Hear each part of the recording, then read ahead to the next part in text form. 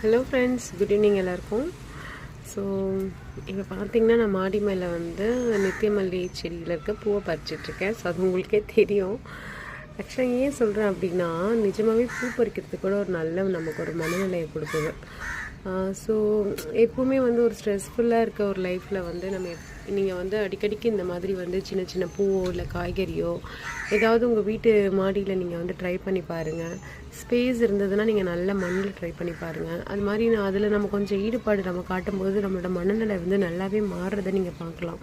So இந்த பச்சை பசேல்னு இருக்க இந்த செடி, இதில் அழகாக பூக்கிற இந்த பூக்கள், இது நம்ம சாமிக்கு நம்ம பிடிச்சவங்களுக்கு நம்ம அதை கொடுக்கும்போதும் சரி, சாமிக்கு நம்ம வந்து வச்சு வழிபடும் போதும் சரி, அதோட மண் நிறைவுன்றது வந்து ரொம்ப அபாரமாக இருக்குது.